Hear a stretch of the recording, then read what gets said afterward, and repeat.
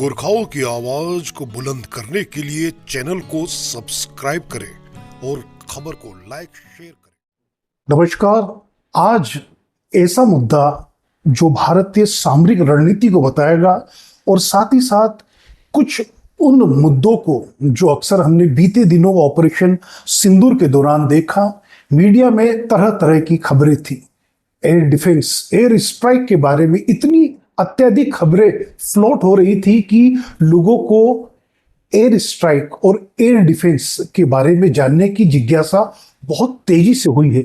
समस्त भारत में जो लोग बीते एक हफ्ते से जो भारत पाकिस्तान के बीच तनातनी का दौर रहा, मिसाइलों का एक दूसरे के ऊपर वार रहा, उसके बाद एयर डिफेंस ऐसा सब्जेक्ट हो गया भारत में जिस सब्जेक्ट को जानने के लिए सब लोग उत्सुक है। साथ ही साथ हमारे बीच मौजूद है आज air defence sir army air defence के retired lieutenant colonel Bhupendra Singh Chhetri ji. नमस्कार सर, आपका स्वागत है। नमस्कार सर, सबसे पहले हम ये आपका पहला रिएक्शन कि ऑपरेशन सिंदूर की क्या इंपॉर्टेंस रही, भारत को क्यों करना पड़ा, उसके बाद आगे बातचीत को आगे बढ़ाएं।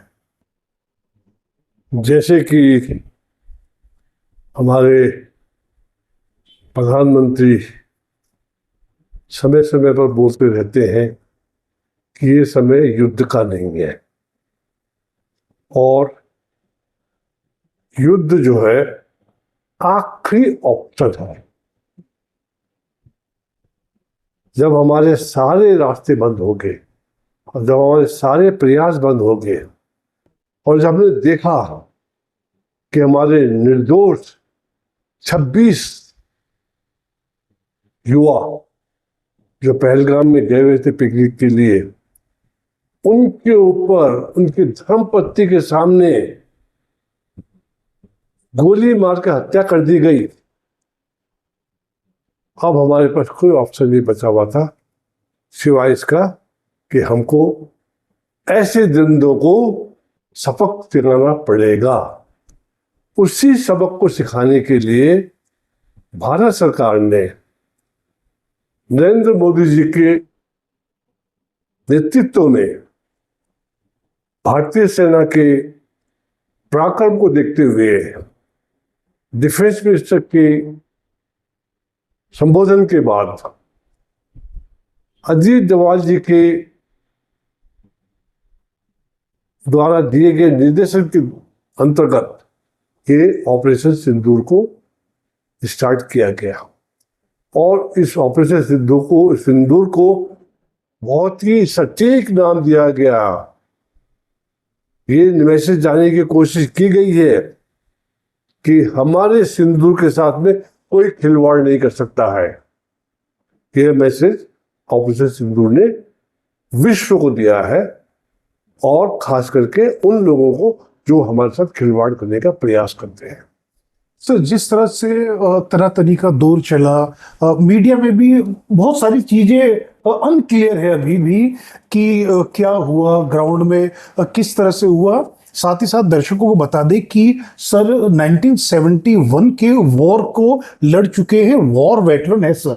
सर 71 की लड़ाई के बाद जिस तरह से आपने एडी में रहे, आर्मी एयर डिफेंस में रहे आप, आर्मी एयर डिफेंस का अचानक से इस परिदृश्य में कि सामरिक रणनीति में तो एयर डिफेंस के अलावा ये जो एक दूसरे के ऊपर जो तनाव की स्थिति बनी रही, उसमें एयर डिफेंस यही लोग सुनते रहे। क्या है एयर डिफेंस और आपने इसमें लंबा काम किया है, क्या तजुर्बा है आपका?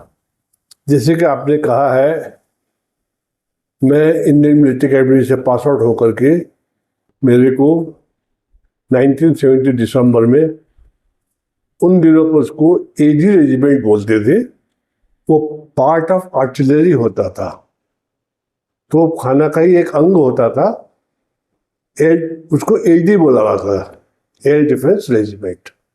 वहाँ मेरे को नियुक्ति मिली और ठीक है, मैंने उसके बाद वायुवेज किया, कोर्स किया, ट्रेनिंग दिया और subsequently I became the air defence officer. When I became air defense officer, immediately उसके बाद 71 वॉर शुरू हो गया दिसंबर में। तो मेरे को बांग्लादेश में एयर डिफेंस प्रोटेक्शन देने का दायित्व मिला था, जिसको मैंने एज ए यंग अफसर बखूबी निभाया। और मैंने एक चीज़ रियलाइज किया उसी समय पर, किया मैंने रियलाइज, और आज भी बोल रहा हूँ मैं। और आपने शायद मेरा एक इंटरव्यू दिया था यूक्रेन वॉर के बारे में भी, यूक्रेन वॉर, उस यूक्रेन वॉर में मैंने ये बात बताई है। मैं 71 से लेकर के और आज तक ये बात बता रहा हूँ कि आने वाले समय पर अगर जो युद्ध होगा तो वो हवाई युद्ध ही होगा, और हवाई युद्ध के अंदर एयर डिफेंस का बहुत ज़्यादा इम्पोर्टेंट रोल रहेगा। चाहे हमने अभी देखा यूक्रेन वॉर देखा, वहाँ भी एयर डिफेंस का बहुत बड़ा योगदान रहा है। फिर हमने अभी इजराइल का भी देखा, लड़ाई देखा, वहाँ भी बहुत बड़ा इम्पोर्टेंट रहा। और अभी जो आज जो हुआ हमारे साथ ऑपरेशन सिंदूर में, एयर डिफेंस ने अपना काबिलियत को दुनिया के सामने दिखा दिया कि बिना एयर डिफेंस के आप आगे नहीं बढ़ सकते। अब एयर डिफेंस को मैं बताना चाहता हूँ, आर्मी एयर डिफेंस एक ब्रांच है। एयर डिफेंस बहुत बड़ा पर्सपेक्टिव है। एयर डिफेंस के अंदर आपका एयरफोर्स भी आता है, आपका नेवल फोर्स भी आता है, और आपका आर्मी का एक एयर डिफेंस ब्रांच भी आता है। मूल जो रिस्पॉन्सिबिलिटी एयर डिफेंस का वो एयरफोर्स का है। अब एयरफोर्स का दो एस्पेक्ट है। एक है ऑफेंसिव एयर डिफेंस, जिसमें कि हमारे एयरक्राफ्ट जाकर के दुश्मन के इलाके को, दुश्मन के वीएस को, वल्नरेबल एरियाज को या वल्नरेबल पॉइंट्स को, वीए वीपी बोलते हैं उसको डिस्ट्रॉय करते हैं, उसको बिल्कुल नस्ताबूद कर देते हैं। That is called offensive air defence by the air force. Second होता है डिफेंसिव एयर डिफेंस, जिसमें एयरफोर्स भी भाग लेता है, नेवी भी भाग लेता है, और हम भी भाग लेते हैं। ऑफेंसिव एयर डिफेंस में नेवल भी काम करता है। जो हमारे जो नेवल शिप है जिसके अंदर एयरक्राफ्ट कैरियर्स होते हैं, उसमें इसी काम के लिए हमारा एयरक्राफ्ट लगा होता है, air defence, offensive air defence के लिए। अब आपने बोला कि एयर डिफेंस के बारे में, एयर डिफेंस जो है अलग अलग लेयर पे होता है। It's a very vast subject है, इतने छोटे समय में बताना बड़ा मुश्किल है, क्योंकि हमारा रेंज 2000 गज से लेकर के या 3000 गज से लेकर के it can go up to 5000, 10,000, 50,000, 15,000 किलोमीटर तक जा सकता है। इतना वास्ट उसका रेंज रहता है। इसका इतना इसका ऑपरेशन है, क्योंकि जब हवाई जहाज उड़ता है तो कहाँ से उड़ा हमको पता नहीं है, उसको वहीं पर पकड़ना पड़ता है हमको, रडार को। तो हमारा इवेंट में शुरू हो जाता है वहाँ से। मान लीजिए सरगोदा से एयरक्राफ्ट उठता है और हमारा रडार लगा हुआ है बेंगलोर में, या कहीं लगा हुआ है, फर्दर एनीवेयर फर्दर बेटर, तो उसका ऑपरेशन शुरू हो जाते हैं यहाँ से, उसको ट्रैक करना शुरू कर देते हैं हम लोग। अब उसके बाद इस टारगेट को जो आ रहा है हमारे तरफ, उस टारगेट को कौन डिस्ट्रॉय करेगा, ये हमारा जो एक सिस्टम होता है, कमांड एंड कंट्रोल सिस्टम होता है, तो वो डिसाइड करता है कि इस टारगेट को किसने टैकल करना है। एक से निकल गया दूसरा, दूसरे जगह तीसरा, तीसरी जगह, आखिरी में आकर के हम लोगों के पास आर्मी एयर डिफेंस के पास आता है। Let me tell you very frankly, हमारा रेंज है करीब, depending upon the type of missile and type of the gun we have got, तो हमारा रेंज छोटा होता है, एयरफोर्स का रेंज ज्यादा होता है, उसी प्रकार नेवल का भी रेंज ज्यादा होता है। ये तो हो गया जब एयरक्राफ्ट आ रहा है या फ्लाइंग ऑब्जेक्ट आ रहा है हमारे को डिस्ट्रॉय करने के लिए। उनमें ड्रोन भी हो सकता है, मिसाइल भी हो सकता है, आपका क्या बोलते हैं, एयरक्राफ्ट भी हो सकता है। अभी अब मैं अपने आप को बिल्कुल कन्फाइन करता हूँ आर्मी एयर डिफेंस तक के, क्योंकि मैं उसी में एक्सपर्ट हूँ। मेरे को एयरफोर्स के बारे में बात करना या नेवी के बारे में बात, मोटा मोटा मैंने बता दिया है, लेकिन इन डिटेल ना तो मेरे को इतना ज्ञान है उसके बारे में, और ना मैंने स्टडी किया है, और ना मेरे को बोलना उचित है। जिस तरह से सर आर्मी एयर डिफेंस के बारे में जो अनक्लियर अभी तक अनऑफिशियल जानकारी, लेकिन हमारे भी सोर्सेस कहते हैं कि सीमा में बहुत सारे एएडी के बैटरी तैनात थे। सर एक चीज आ रही है कि बहुत नया शब्द लोगों को, आप तो इससे भली भांति परिचित होंगे, और एयर डिफेंस में ये बैटरी एक शब्द यूज होता है।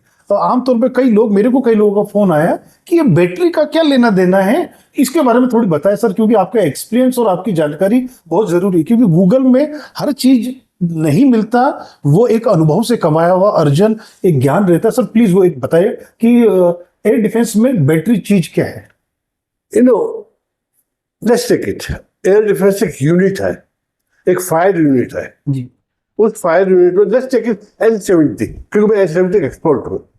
जी जी आई एम L-70 गन का मैं एक्सपर्ट हूँ। मैंने 2 रेजिमेंट के कन्वर्सन किए L-70 के, एक कन्वर्सन में 1 साल लगता है। और तो अंदाजा लगा लो कि मैंने 2 regiment as a junior officer किया है, मेरे कमांडिंग ऑफिसर सब कुछ थे, मेरे ठीक था, बट मैं डे एंड नाइट इन्वॉल्व था उसमें। मैं 2 रेजिमेंट को, मेरा दिमाग मतलब कोई भी आदमी एक रेजिमेंट को कन्वर्ट करने पे ही आदमी थक जाता है। मैंने 2 किए मैंने, दैट इज स्मॉल थिंग। जी, जी। वो सर्विस के मेरे किस्मत में था, कर लिया मैंने। तो एक फायर यूनिट होता है L-70 का, उसमें होता है 2 गन होते हैं L-70 गन, एक रडार होता है सुपर फ्लोड मोसाद, जी जी SM रडार बोलते हैं उसको, सुपर फ्लोडर, मैं भूल रहा हूँ नाम, ऐसे कुछ नाम है उसका। और 2 जनरेटर होता है 30 kVA का, 40 mm के 2 गन, बीच में रडार होता है, एंड 2 पीछे उसके जनरेटर होते हैं for power supply to both the guns and the radar. अब ये एक यूनिट है, this is called a section. Each gun is commanded by a havildar, and that जो रडार है it is commanded by 1 havildar. और इसी टीम में से एक एक आदमी जो है जनरेटर को ऑपरेट करता है, एक बार ऑन ऑफ करने का काम है। ये छोटा सा टीम है ये, ठीक है। अब ये जो हमारे पास इक्विपमेंट है, ये जो हमारा L-70 इक्विपमेंट है, ये स्वीडिश बॉफर का है। ये जब मैंने 73 में कन्वर्शन किया था पहले टाइम, तो ये वॉफर गन डायरेक्टली स्वीडन से हमारे पास आया था। जी एक रेजिमेंट में 36 गन होते हैं, 36 जनरेटर होते हैं और 18 रडार होते हैं।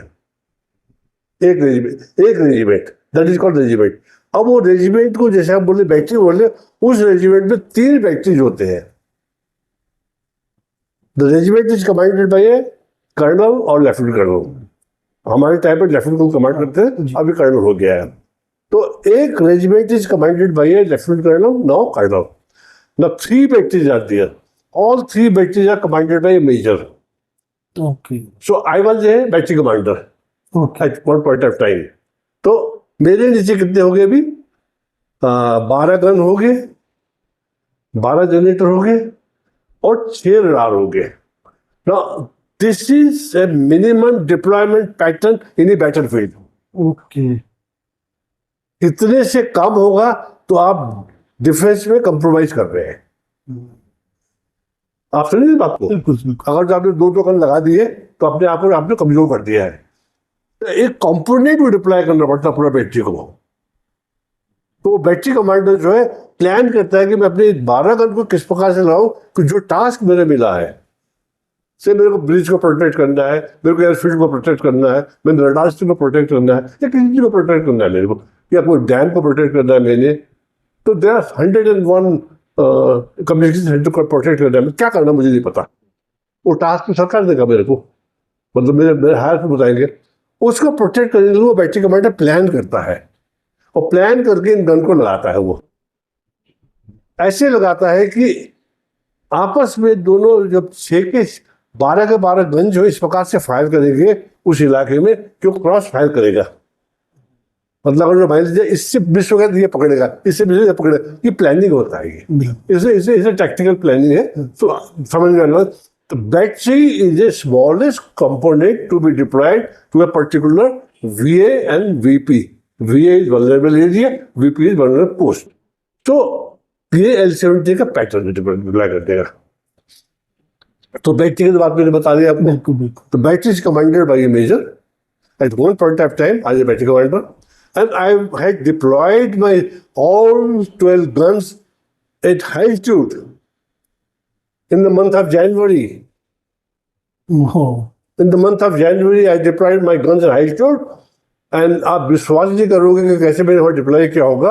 86 में ऑफ ट्राइडेंट के टाइम पर 86 में I was a battery commander that time. I deployed those guns in that area, in that high altitude area. तो अब वो है मतलब बैटरी कमांड का ही, इसलिए एयर डिफेंस आर्टिलरी में और एयर डिफेंस रेजिमेंट में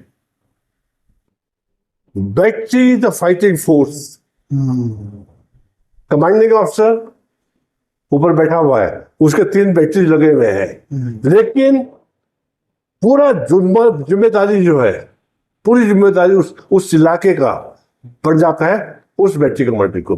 कभी कभी क्या होता है कि कोई वल्नरेबल एरिया बड़ा होता है जो कि हम एक बैटरी नहीं कवर कर सकती, तब पूरा एक रेजिमेंटल कमांड नीचे डाल देते उसको, then commanding officer become the commander of that area. So depend करता है situation, this is the battery and the क्या बोलते हैं एयर डिफेंस। सर, जैसे आर्मी एयर डिफेंस को लेके अंत में आखिरी एक सवाल पूछता हूँ, इसके बाद दूसरे चैप्टर जो सवाल जवाब के हैं उसमें चलेंगे। आर्मी एयर डिफेंस के जवानों से आपका लगातार राफ्ता यानी मेल मुलाकात तो होता है, आप रेजिंग डे में जाते होंगे, कैसा जज्बा है उनके अंदर और क्या मैसेज देंगे? क्योंकि एयर डिफेंस की बहुत बड़ी जीत के रूप में इसको देखना चाहिए, जो भी कॉन्फ्लिक्ट हुआ अभी हाल फिलहाल। एयर डिफेंस के जो जवान हैं या जो स्टाफ है या जो ऑपरेटर्स है या जो जेसीओज है, ऑफिसर्स है, मैं बोलूँगा तो लोग कहेंगे कि जरा बखान कर रहा है, बट सच्चाई बताता हूँ मैं। आपका अनुभव सर? मेरा अनुभव ये बोलता है कि वेरी एजुकेटेड क्लास के वो होते हैं, बच्चे होते हैं। ऑफिसर को भी हाई लेवल का होना पड़ता है, क्योंकि जब मैं वायुज करने गया था 1970-71 में देवलाली में, मैंने जब गन देखा और रडार देखा तो मैं तो चकरा के, मेरे को ये इंसान ने बना है या वहां से आए एलियन ने बना। जब मैं देखा उस सिस्टम को, बिकॉज उसमें था नहीं इंडिया में, मतलब कंप्यूटर नाम की कोई चीज थी नहीं, एसी नाम की कोई चीज थी नहीं, रडार नाम की कोई, और छोटे से कॉम्पैक्ट जो कंप्यूटर वो है क्या बोलते हैं रडार है, उसके अंदर सारे चीज फिटेड है, पूरे लगे हुए पैनल्स लगे हुए लगे। मैं से चक्कर आ गया, मुझे क्या है भाई, कैसे समझेंगे इसको हम इस बात को? हम लोग राइफल चलाने बाद में आए हुए मैंने मार करके राइफल चला के ट्रेनिंग होकर पहुंच गया। अरे बाप रे, क्या है ये? You see the gun, I tell you. जब रडार यहाँ पर डिप्लॉय होता है बीच में, मैं एक गन की बात कर रहा हूँ, एक सेक्शन की बात कर रहा हूँ, 2 गन डिप्लॉय है यहाँ पर, एक रडार यहाँ पर है, 2 जनरेटर यहाँ पर है। ये दोनों जनरेटर से पावर सप्लाई होकर रडार में जाता है। 30 kVA का 30 kVA एक जनरेटर जनरेट करता है, 220 वोल्ट 50 CPS का इसका जनरेशन पावर है, इसका इतना निकलता है। 30 kVA का है ये, यहाँ से निकल करके और दोनों गन में सप्लाई होता है। ये पावर सप्लाइड है, ये सारे पावर। अब ये जो रडार है, ये रडार जो दोनों गन को कंट्रोल करता है। गन जो है 2-3 वोल्ट पे फायर कर सकता है। अगर जो रडार काम नहीं कर रहा है किसी कारण पर, तो गन जो है और पावर भी काम जो है, 2 ऑपरेटर, एक एलिवेशन में काम करेगा, एक ट्रैवर्स में काम करेगा, हाथ से मैन्युअली करेगा और एयरक्राफ्ट को एंगेज करेगा। वो एक तो तरीका वो है। अगर जो हमारे पास पावर है लेकिन रडार काम नहीं कर रहा है, तो फिर हम LPC में काम करते हैं, that is called manual. This is LPC। LPC का मतलब local power, LPC local power control. Local power control से हम गन को कंट्रोल करते हैं। अब गन जो है आपका एक ही ऑपरेटर, वही एलिवेट करता है और वही ट्रैवर्स करता है, एक ही आदमी वही गन को एलिवेट करके लेके जाएगा, कहाँ लेके जाएगा, और वही गन ट्रैवर्स करेगा कहाँ जाने का। तो ये समझ लीजिए कि इस प्रकार से घूमता गन। तो वो जो है लोकल पावर करता है। उस समय पर जो हमारा पावर सप्लाई होने के कारण से आपका जो गन का मूवमेंट है, इट बिकम जाएगी कार में क्या बोलते हैं पावर स्टीयरिंग हो रहा है ना, वो पावर स्टीयरिंग जैसा हो जाता है। अब हमने देखा पावर स्टीयरिंग क्या होता है क्या करके। That I have seen when I was 1970 I seen what is power steering. अब ये सब बात है वो, और कंप्यूटर तो AC वगैरह फिटेड है, सब कुछ उसके अंदर, छोटा कॉम्पैक्ट है वो, like smaller than this room. इस कमरे के इससे छोटा है वो, उसको उसके अंदर सारी। अब तीसरा मोड होता है, उसको बोलते हैं RPC, remote control RPC, remote power control RPC। तो रिमोट पावर कंट्रोल में क्या होता है, अब गन जो है वो कंट्रोल कौन कर रहा है? रडार कर रहा है। और रडार फ्लाइंग टारगेट को राडार क्या करता है, पहले हेलिकल सर्च करता है, ऐसे करके पूरा घूमता है। राडार का एंटीना, जो हमारा एंटीना होता है टाटा एंटीना जिस टाइप का, उस टाइप का एंटीना होता है, ऐसे ऐसे करके चारों तरफ घूमता है, ढूंढता रहता है। और यहाँ बैठ के जो OFC है बोलते उसको हम, जो ऑपरेटर का जो सिपाही है जिसको OFC बोलते, वो देखता है स्क्रीन के अंदर कि टारगेट कहाँ पर है क्या करके। आफ्टर सीइंग द टारगेट, अब वो टारगेट को आइडेंटिफाई कर लेता है। आइडेंटिफाई करने के बाद में अब वो करता है हेलिकल सर्कल बंद करके सेक्टर सर्च शुरू करता है। सेक्टर, उसी सेक्टर में सर्च करता है वो, जहाँ वो जा रहा है। अच्छा, अब उसके बाद उसे लॉक ऑन करता है उसको, उस टारगेट को लॉक ऑन का मतलब अब वो, अब क्या कि एयरक्राफ्ट भी जा रहा है और हमारे क्या बोलते हैं एंटीना भी जा रहा है, साथ साथ जा रहा है। कैलिब्रेशन हो जाता है। अभी कैलिब्रेशन नहीं हुआ है, अभी क्यों जा रहा है, उसको कर रहा है। अब रडार जो है मैसेज जो है कंप्यूटर के पास भेजता है, किसका बताओ कि इसका फ्यूचर पोजीशन क्या है। अब एयरक्राफ्ट उड़ रहा है, रडार ने यहाँ देखा इसको, अब जब तक हम फायर करेंगे तब तक एयरक्राफ्ट आ चुका होगा, तो रडार तो यहाँ फायर करेगा तो कोई फायदा नहीं है। तो कंप्यूट करने के लिए फिर यहाँ से इंफॉर्मेशन जाता है किसके पास, कंप्यूटर के पास, उसी रडार के अंदर मिलते रहे वो, वहां जाकर के कंप्यूट करके अब कंप्यूटर बताता है कि अब क्या बोलते हैं हिट एंड ट्रायल मेथड से कंप्यूटर करता इतने सेकंड में यहाँ पर होगा, इतने सेकंड में यहाँ पर होगा, करते करते करते वो एग्जैक्टली फाइनल पहुंच जाता है कि अब एयरक्राफ्ट जो है अब उस जगह पे जाके गन को खड़ा करता है वो। अब यहाँ से हूटर बचता है, टारगेट लॉकडाउन, जैसे टारगेट लॉकडाउन हो गया, हूटर बचा, हूटर बचते ही हमने गन को ऑन किया, गन सीधा जाकर के एयरक्राफ्ट यहाँ पर है, हमारा गन यहाँ चला जाता है। आप समझ बात को? बिल्कुल बिल्कुल सर। तो एयरक्राफ्ट यहाँ है, रडार यहाँ देख रहा है और गन क्या है, यहाँ पर है। जी जी। अब ऐसे करके अब कंप्यूटर बताता है हमको कि radar target within range, लाल रंग बस देता है वहां पर। अब आगे रेंज में आ गए 35 50,000 5,000 यार्ड है या कुछ ऐसे, मुझे याद नहीं, 35,000 मेरे ख्याल से ऐसे कुछ है। अब वो रेंज में आ जाता है, जैसे रेंज में आता है तो यहाँ हूटर बचता है, हूटर बजने का मतलब सब तैयार कर रहे। नाउ दिस जो गन कमांडर है, he comes to that place जहाँ हूटर बजा, एक छोटा बॉक्स होता है, उसमें से एक बटन वो होता है, क्या बोलते हैं, नॉब होता है, नॉब को हटाता है, नॉब को हटा करके now he presses the button, fire button.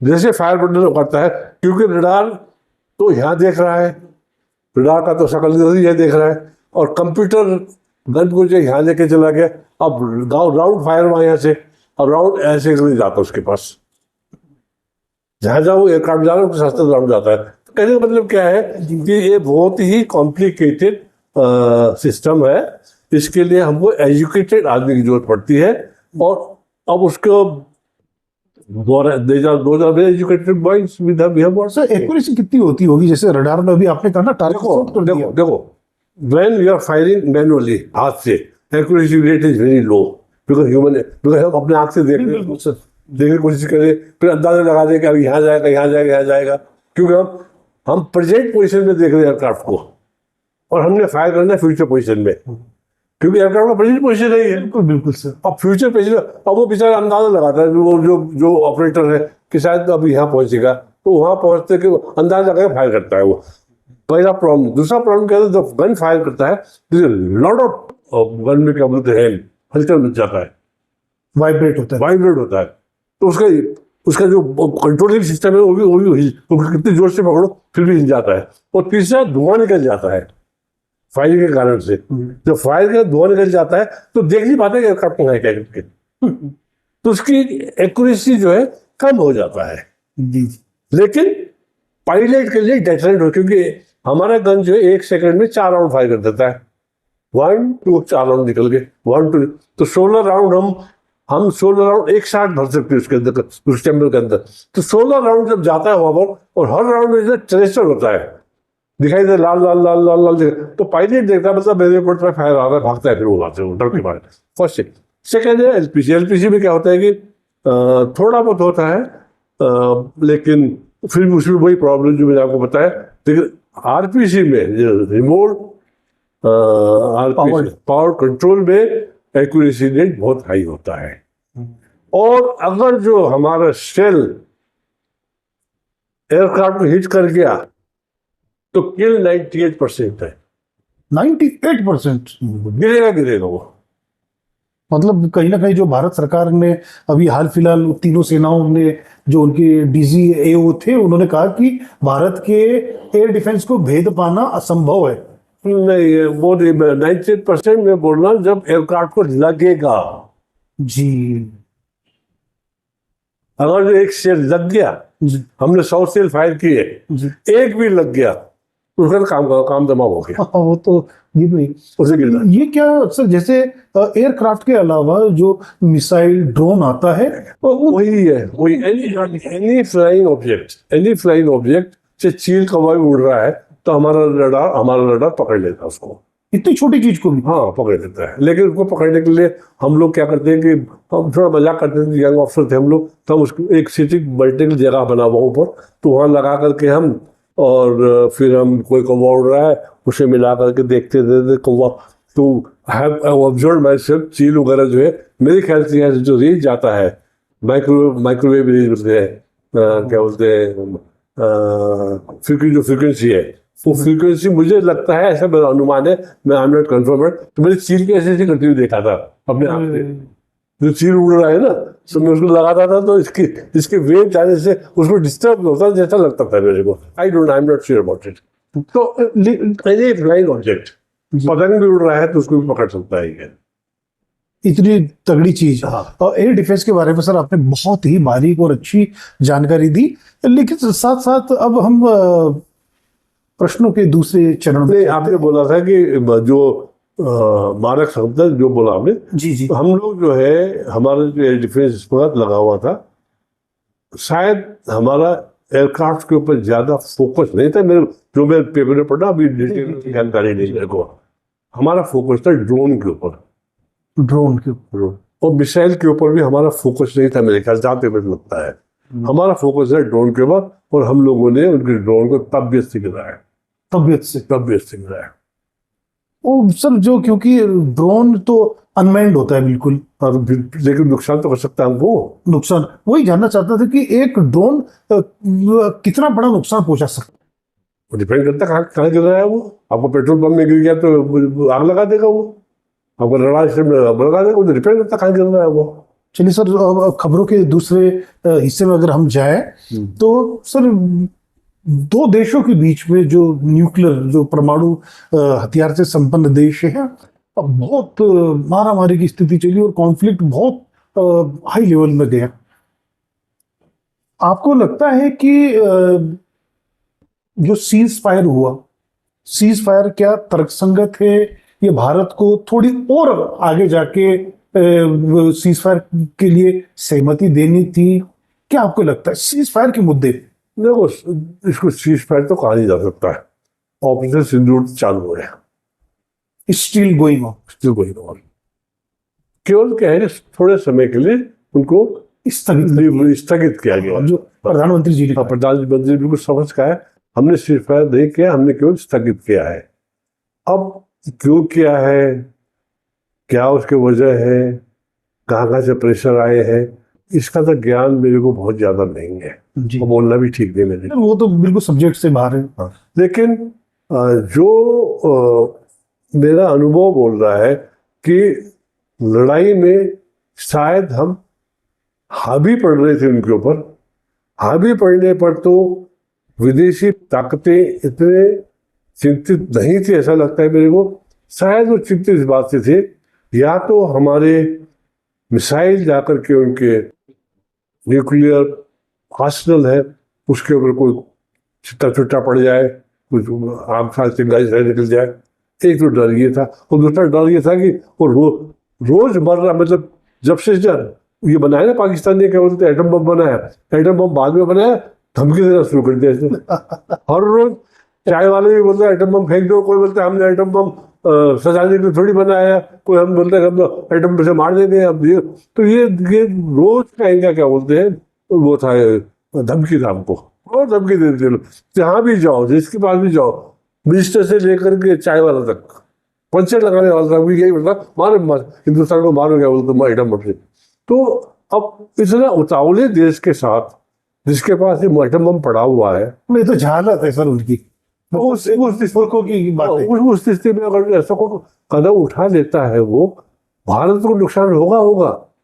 इसका नुकसान तो बहुत बहुत ज्यादा व्यापक हो सकता है भाई। अब we don't know what is, Pakistan तो खत्म ही हो जाएगा सर। पाकिस्तान तो हो गया होगा, हमें भी नुकसान होगा, साथ में और किसको लपेट हमें क्या पता।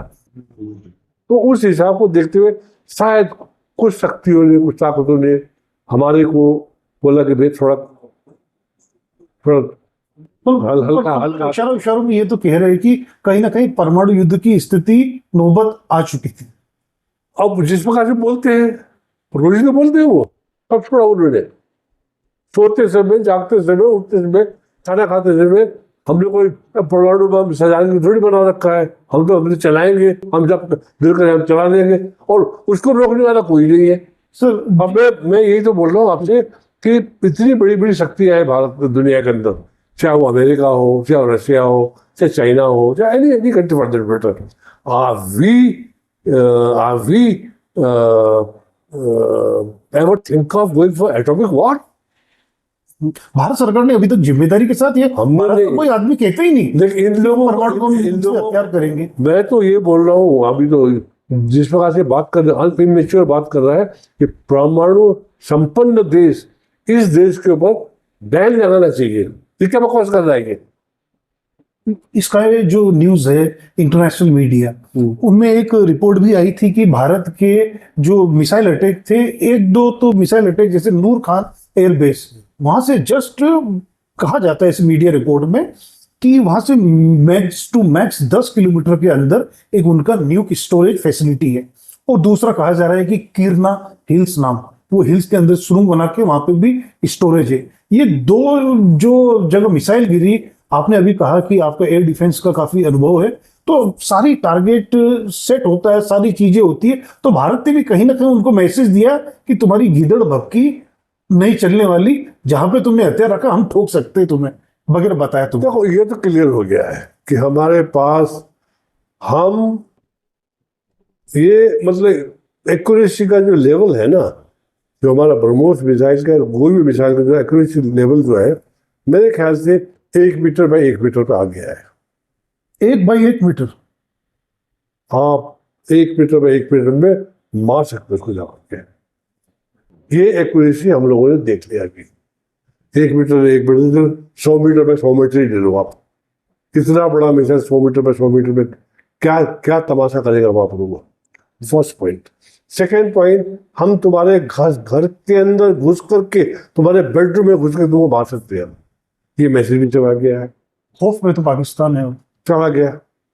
लेकिन मैं एक सवाल पूछता हूं, अगर जो हम उनके न्यूक्लियर आर्सेनल को, या उनके स्टोरेज को, या न्यूक्लियर वेपन्स को, या न्यूक्लियर का जो भी इनके पास ढांचा है, किसी भी किस्म का हम लोग क्षति पहुंचाने की कोशिश करते हैं, कोई भी देश पर बेटर, चाहे अभी रूस, हम यूक्रेन का लड़ाई हो रहा है, या गाजा में लड़ाई हो रहा है, हमास का, और किसी का लड़ाई हो रहा है, क्या न्यूक्लियर आर्सेनल को टच करने से उसका विध्वंसकारी इफेक्ट है? Can anybody imagine? हम तो मेच्योर कंट्री है भैया, very mature, politically we are mature, militarily we are mature, ideologically we are mature, intellectually we are mature. हम बेवकूफ वाली बात नहीं कर सकते हैं। तो हम ना हम बात कर सकते हैं और ना ही हम इस क्रिया को कर सकते हैं। लेकिन जब पागल बैठा तो क्या करें साहब? पागल भी बहुत अव्वल दर्जे का, क्या करूँ साहब जाकर के? तो यहाँ पर इंटरनेशनल बॉडी को आना पड़ेगा। इनके जितने भी न्यूक्लियर का जो धौन सिखा रहा है, इसके ऊपर बाड़ा लगाना पड़ेगा। बैठा तो सर, लेकिन कई सपोर्ट है, जैसे चाइना का है, यूएनएससी जो यूनाइटेड नेशन की सिक्योरिटी काउंसिल है, उसमें वीटो हर बार इस बड़े मुद्दे पे पाकिस्तान के पक्ष में हमेशा चीन करता आया है। कहीं ना कहीं आपको लगता है कि युद्ध में चीन का भी आखिरी समय में फुल सपोर्ट करना, और इस तरह से भारत के लिए एक मुश्किल फील्ड हो गया था? पाकिस्तान तो बुरी तरह जाता, लेकिन भारत को कई अलग अलग मोर्चों पे युद्ध को खोल देना पड़ा। यहाँ तक कि बांग्लादेश तक के एक पुराने जो रिटायर्ड मेजर जनरल ने धमकी दी कि अच्छा मौका है तो नॉर्थ ईस्ट पे कब्जा कर लेना चाहिए बांग्लादेशी सेना को। कहीं ना कहीं लगता है कि ये युद्ध केवल एक क्षेत्र में न सिमट के एक बड़ा व्यापकता ले सकती थी। एक इसका भारत सरकार ने जो सिंसियर सोच है उनकी, एक समझदार सरकार की तरह उन्होंने सोचा। देखो, जहां तक चीन का सवाल है, चीन की गिनती सुपर पावर में होती है, बिल्कुल। ठीक है ना।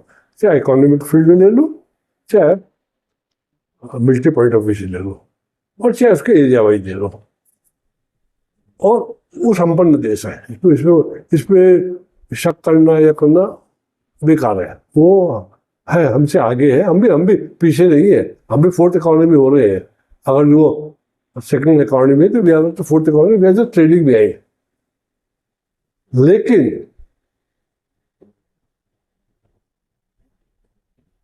क्या चीन भारत से डायरेक्ट पंगा ले सकता है? और जो पाक युद्ध के दौरान में हिंदुस्तान पाकिस्तान की लड़ाई के बीच में चीन बीच में हो सकता है?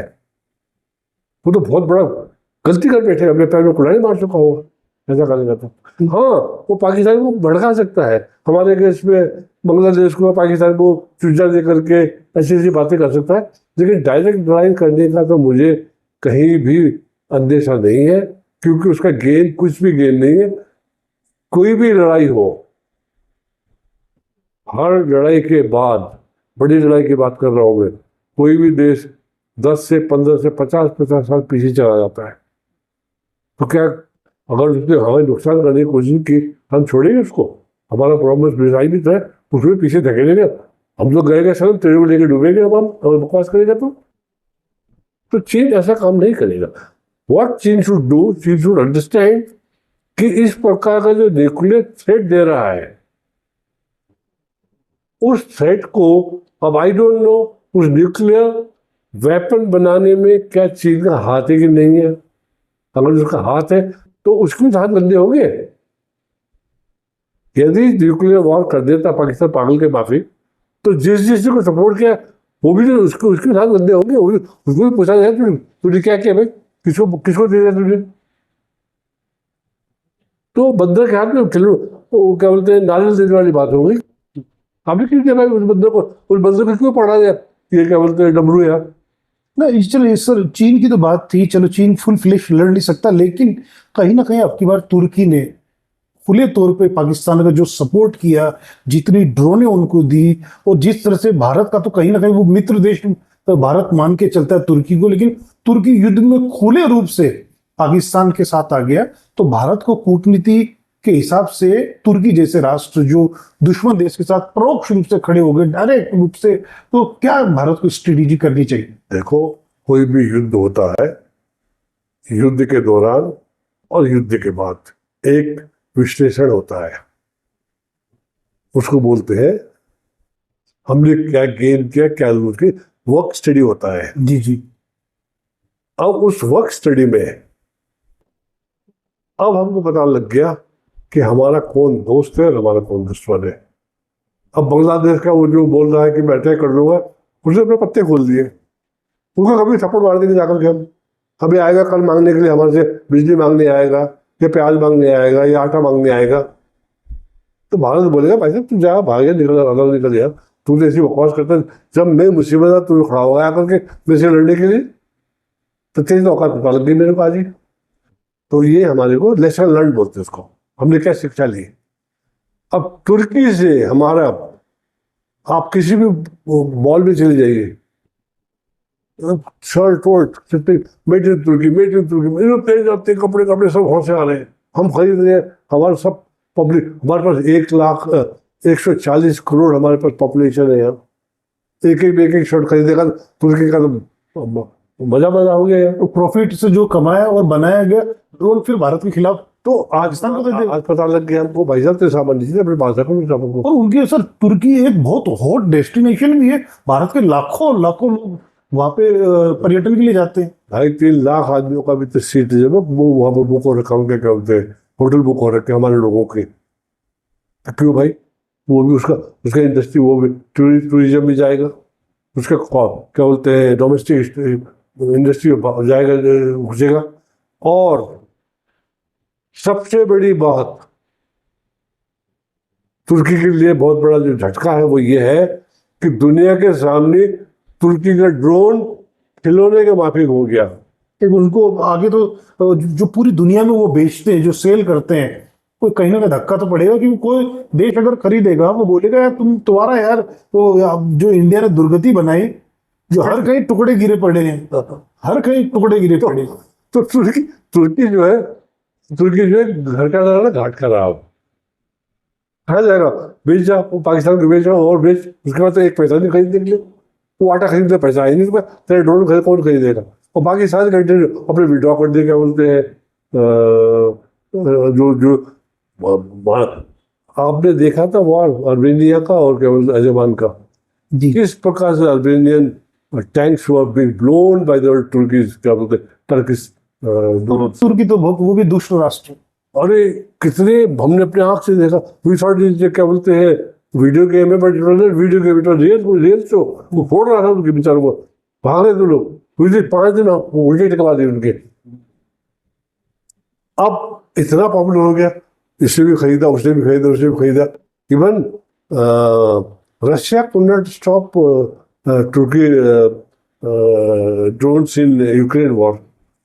Israel could not control the Turkey drones in the Israel war।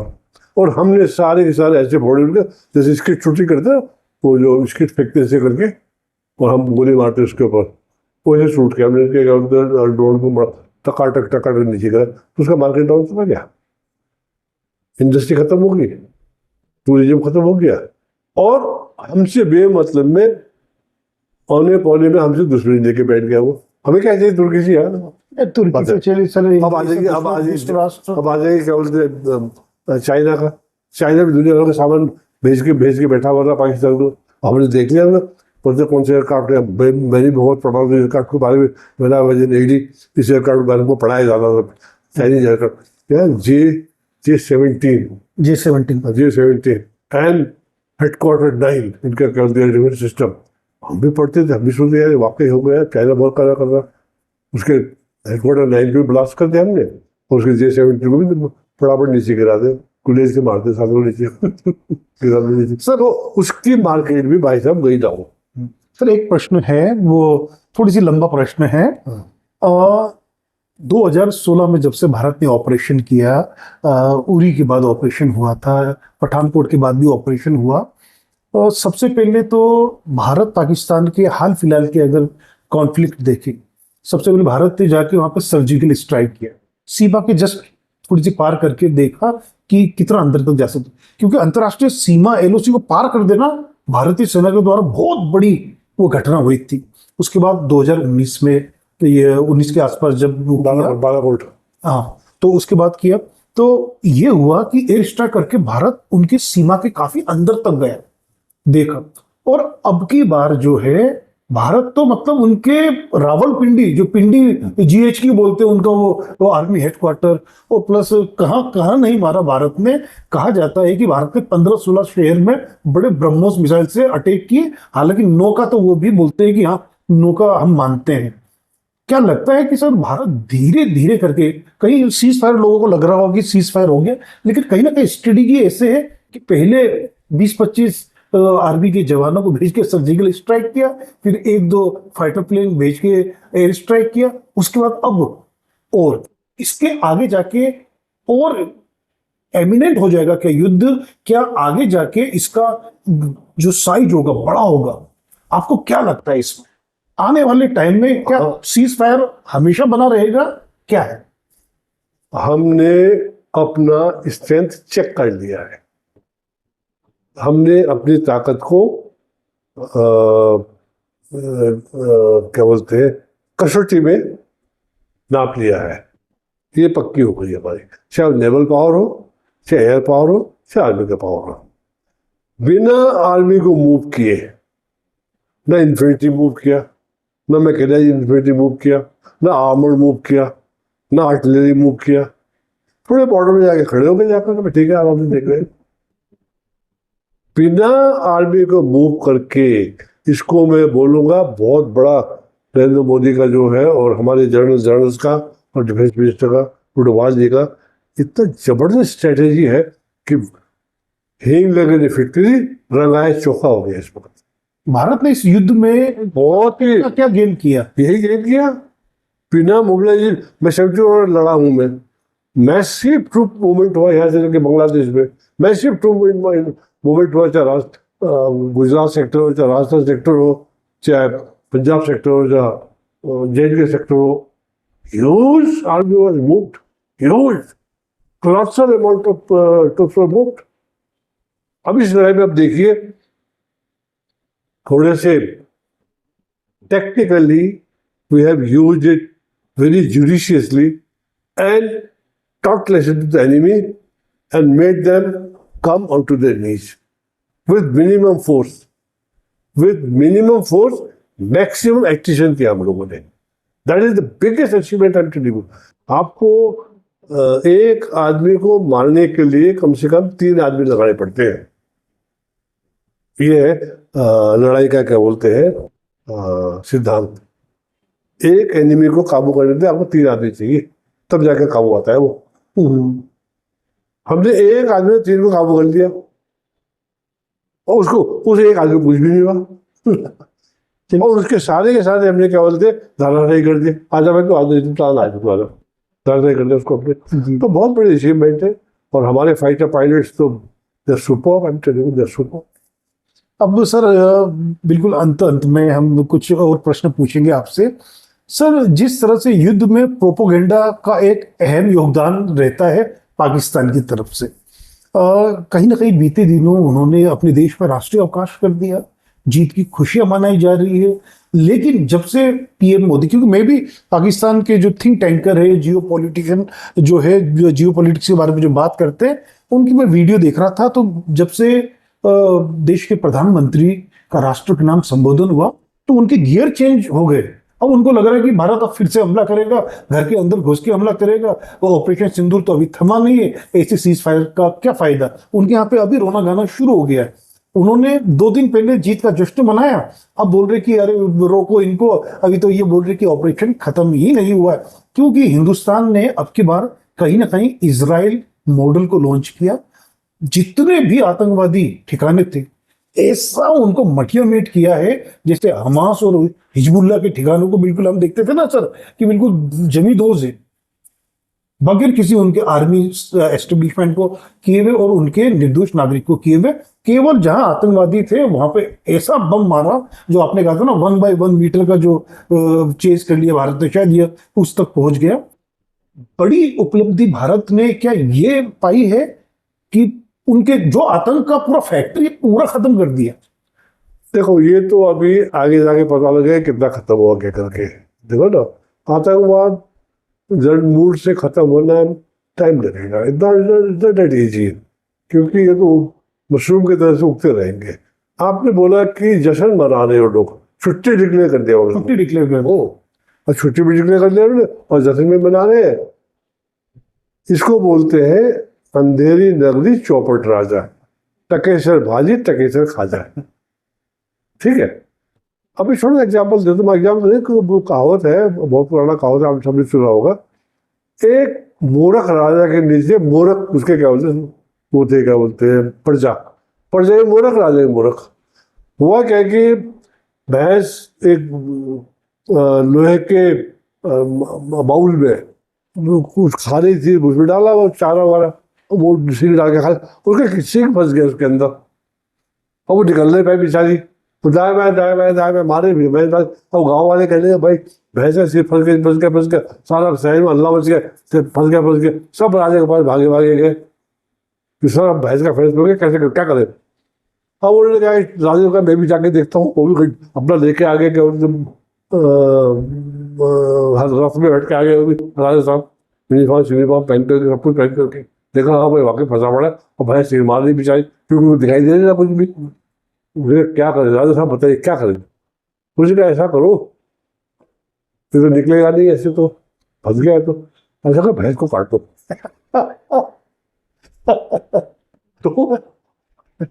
भैंस को काट दिया, आज भैंस को काट दिया, और फिर निकालने की कोशिश की उसको, वो जो भगोना था उसमें निकालने की कोशिश किया, फिर भी नहीं निकला वो। तो राजा ने कहा ऐसा करो भगोना काट दो। तो भगोना काटा गया, आली से जो भी था रेती से जैसे काटा गया, निकाला। सबने कहा वाह वाह वाह वाह वाह, देखो क्या बढ़िया राजा, देखो यार।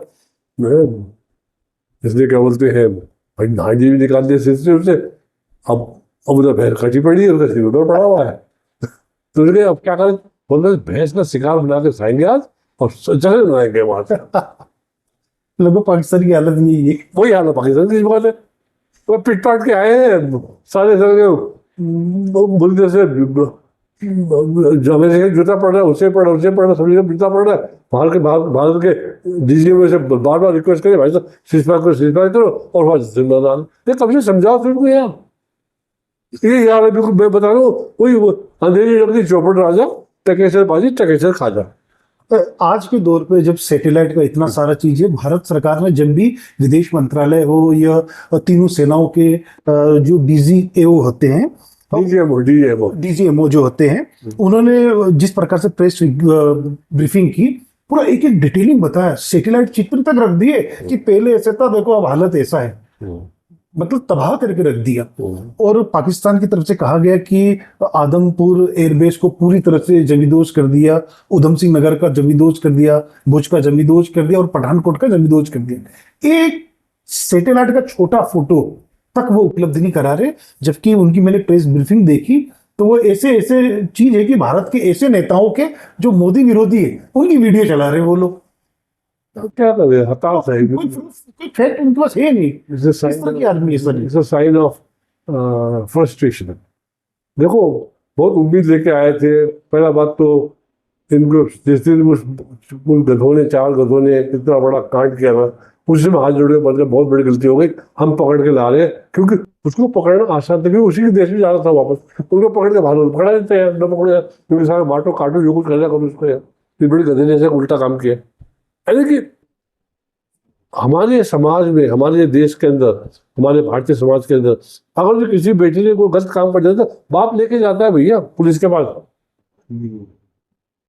किसी को मैं कह रहा मारो मारो डंडे मारो, है ना बात सच्ची है। अब वो सारे उनको पढ़ा दे रहे हैं और फिर वह जश्न मनाए जा रहे हैं।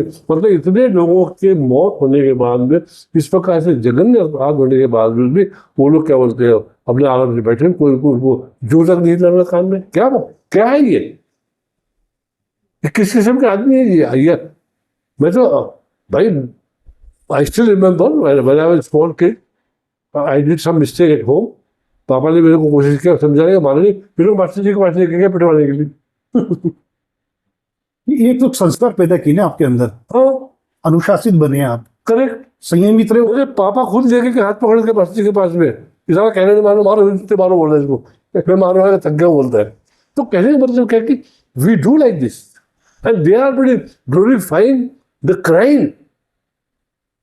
When they are glorifying the crime, the crime will glorify over there. I'm telling you. बिल्कुल सर, बिल्कुल सर।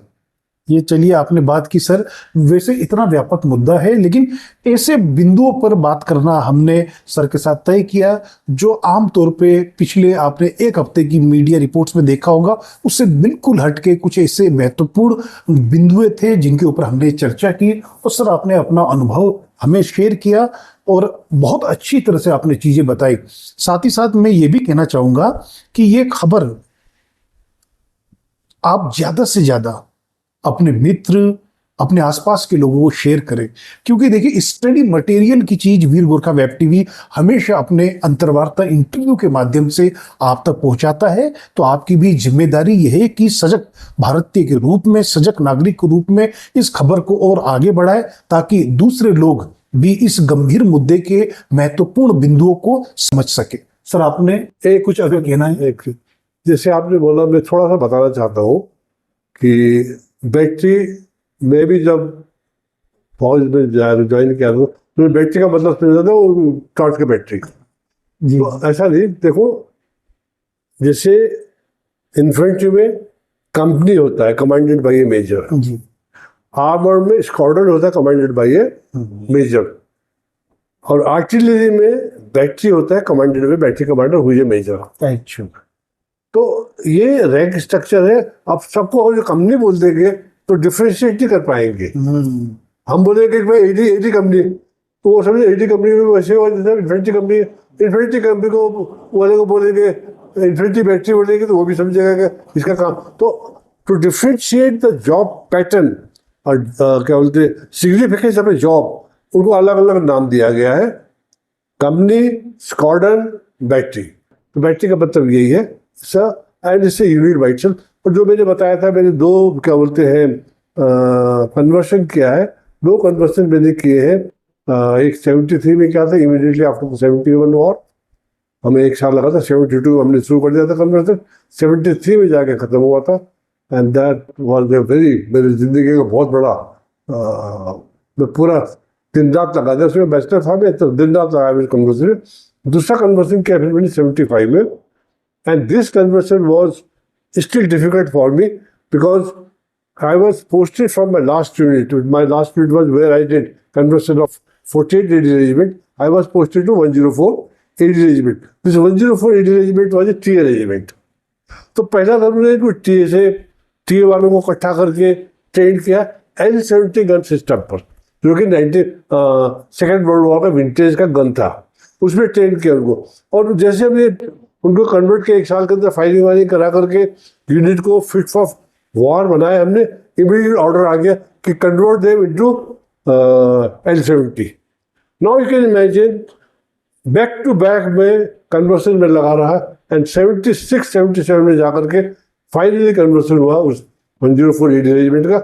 और दैट 104 रेजिमेंट जिसको हमने कन्वर्ट किया उसमें मैं भी पार्ट हूँ, मेरा टीम भी है, बड़े अच्छे से लोगों ने काम किया उसके अंदर। एंड बेसिकली मैं commanding officer was a very very tough man, hard taskmaster, जीना आराम कर रखा तो हमारा commanding officer. There is no doubt about it, I am telling, but I appreciate that man. उसने हमको इतना काम कराया। आज भी हमारा पलटन 104 is called first to fire unit. हमने उस यूनिट को फर्स्ट टू फायर बनाया। हमने हमारा फायरिंग रेट यानी कि किल रेट हमारा बहुत हाई, हमारा पलटन आज तक 75, 76, 77 लेकर के आज 2025 हो गया। मेरे को पलटन से रिपोर्ट आते रहते हैं कि साहब हम आज भी आप लोगों के द्वारा जो आप लोगों ने जो SOPs जो बनाए थे उसको फॉलो कर रहे हैं, और उस कारण आज भी यूनिट फर्स्ट टू फायर है। किसी भी फायरिंग में हम लोग फर्स्ट है फायरिंग में। बिल्कुल sir, that is what I wanted to say. Thank you very much, आप लोगों ने समय दिया। एंड ये टॉपिक बहुत बड़ा टॉपिक है, तो उसको कवर करने में बड़ा समय लगता है।